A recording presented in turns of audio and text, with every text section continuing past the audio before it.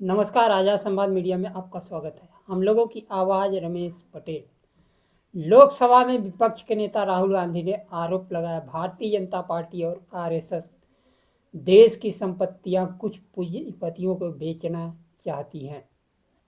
Congress party का मनरेगा बचाओ आंदोलन शुरू। देश की जनता कब तक खामोश रहेगी? जनता मौन खामोश होकर कब तक देखती रहेगी? समय के साथ खबर पाने के लिए चैनल को सब्सक्राइब करें। नमस्कार, खबर विस्तार से। लोकसभा में विपक्ष नेता राहुल गांधी ने कहा, भारतीय जनता पार्टी, आरएसएस और बीजेपी सरकार चाहती है कि देश में हर कोई चुप रहे। कुछ चुने हुए उद्योगपति आगे बढ़े और उन्होंने कहा, राष्ट्रीय संपत्तियों पर नियंत्रण हासिल करने की चाह रखने वाले कुछ कंपनियों को लाभ पहुंचाने के लिए जनता के लोकतांत्रिक आवाज को भारतीय जनता पार्टी और आरएसएस की नीति सरकार दबा रही है।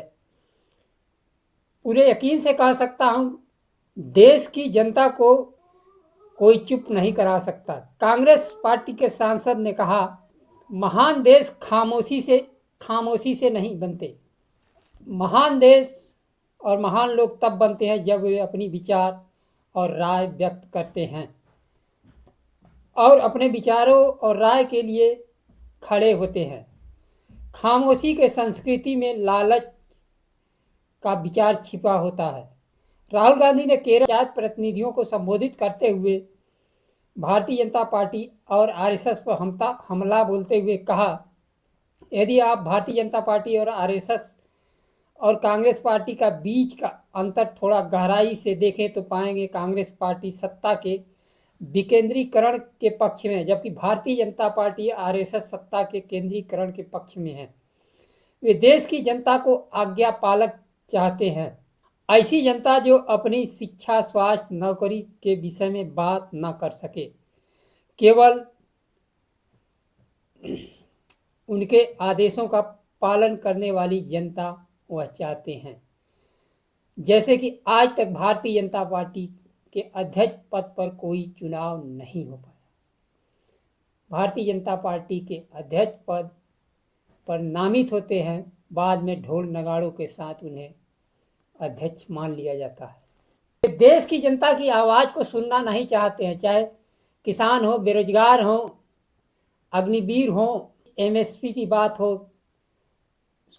किसी भी आवाज को वो दमनपूर्वक दबा देना चाहते हैं। आने वाले केरल विधानसभा में जीत का दावा किया।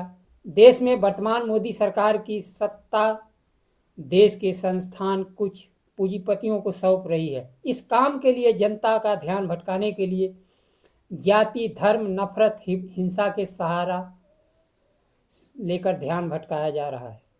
युवा बेरोजगार जिसमें शिक्षा, नौकरी की बात छोड़कर नफरत, हिंसा की तरफ ध्यान दे। सरकार देश के संस्थानों को पूंजीपतियों को सौंप दे और अपने बच्चों को तो अमेरिका, इंग्लैंड, पश्चिम देशों में पढ़ाएगी और गरीबों, दलितों, पिछड़ों के बच्चों को नफरत, हिंसा, धर्म बचाने के लिए फूल बरसाएगी। दलितों, पिछड़ों को नौकरी पाने का पहला अवसर भी देश के संस्थान बेचकर खत्म किया जा रहा है। सामाजिक न्याय और देश के 90% वंचित समाज को भागीदार बनाए बिना देश आगे नहीं बढ़ सकता। देश के संस्थान खत्म कर देश के 80 करोड़ नागरिकों को 5 किलो राशन पर निर्भर बना दिया गया है। लाचार, बेबस अपनी आवाज तक नहीं उठा पा रहे हैं। खामोशी के बीच लोकतंत्र की रोशनी नहीं पहुंच पा रही है। राहुल गांधी क्षेत्र बरेली के दौरे पर है। बरेली में भी उन्होंने आरएसएस और नरेंद्र मोदी पर हमला बोलते हुए कहा कि नरेंद्र मोदी अंबेडकर और संविधान के सोच को मिटाना चाहते हैं। आजादी से पहले जैसा देश था वैसा आज भी है। जमीन छीनी जा रही है, आपके हक छीने जा रहे हैं, योजनाएं छीनी जा रही है, योजना और उसका पैसा अडानी अंबानी को दी जा रही हैं। आपकी जमीन अंबानी के हवाले की जा रही है। आप भूखों मर रहे। देश की सरकार पूंजीपतियों की सरकार है, किसानों, मजदूरों की सरकार नहीं है। मनरेगा मजदूरों को उन्होंने कहा, घबराना नहीं है, कांग्रेस पार्टी आपके साथ खड़ी है। हम केंद्र सरकार की योजना को सफल नहीं होने देंगे। कांग्रेस पार्टी मनरेगा बचाने के लिए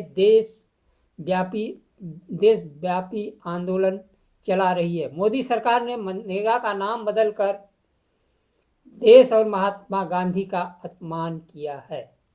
इससे गंभीर बात यह है कि मनरेगा में गरीब जनता को सामाजिक सुरक्षा दी गई थी, उसे समाप्त किया जा रहा है। यह लोकतंत्र के जड़ों पर हमला है। विपक्ष के नेता ने जनता से कांग्रेस के आंदोलन को समर्थन देने की अपील की और कहा, गरीबों के हक की लड़ाई जारी रहेगी। केंद्र की मोदी सरकार ने मनरेगा को खत्म करके आजीविका मिशन कानून बनाया। मनरेगा कानून में 90% धन की व्यवस्था केंद्र सरकार करती थी और 100 दिनों की रोजगार गारंटी योजना थी। काम नहीं मिलने पर भत्ता देने का प्रावधान था। नए जो रामजी कानून में काम के दिनों की संख्या तो 125 कर दी गई है, लेकिन रोजगार की गारंटी शब्द को हटा लिया गया है और धन का बोझ राज्य सरकारों पर डाल दिया गया है। चलाने के लिए धन केंद्र सरकार और राज्य सरकार का 60% और 40% के रेशियो में होगा। मनरेगा योजना केंद्र सरकार आधारित योजना थी, लेकिन अब राज्यों के भरोसे नई जी रामजी योजना को छोड़ा जा रहा है। देश में शिक्षित बेरोजगारों के अवसर पहले ही कम कर किए जा रहे हैं। कुछ पदों पर भर्तियां निकल भी रही हैं तो पेपर लीक, दलितों पिछड़ों के आरक्षण की चोरी और एनएसएफ करके नौकरी से सीधे वंचित किया जा रहा है। देश की जनता के खामोशी के साथ आज प्रधानमंत्री भी चुप हैं। अमेरिकी राष्ट्रपति ट्रंप ने देश पर 25% और 30% दंड टैरिफ लगा दिया और ईरान के साथ व्यापार करने पर 25% और दंड टैरिफ की घोषणा की गई है। भारत टैरिफ के कारण न तो अमेरिका से व्यापार कर पा रहा है, न तो ईरान या अन्य विकल्प खोज पा रहा है। देश के प्रधानमंत्री नरेंद्र मोदी की खामोशी शेयर बाजार में लाखों लाख निवेशकों के पैसे डूब रहे हैं और ना प्रधानमंत्री जवाब दे पा रहे हैं, ना वित्त मंत्री। अमेरिकी राष्ट्रपति के सवालों का जवाब देने के लिए प्रधानमंत्री और केंद्रीय मंत्रिमंडल निःशब्द है, जैसे करता कोई है ही नहीं। ऑपरेशन सिंदूर के समय जब ट्रंप ने घोषणा की कि हमने संघर्ष विराम कराया, लेकिन भारत के प्रधानमंत्री आज तक चुप्पी साधे हुए हैं, जबकि जितने भी देश तन कर खड़े होकर अमेरिका का जवाब दिए उन पर टैरिफ कम लगाया गया और भारतीय प्रधानमंत्री जितना झुकते गए अमेरिका उतना दबाता गया और देश के प्रधानमंत्री और वित्त मंत्री उसी की चादर ओढ़े हुए हैं। आज के लिए बस इतना ही। नमस्कार, जय संविधान।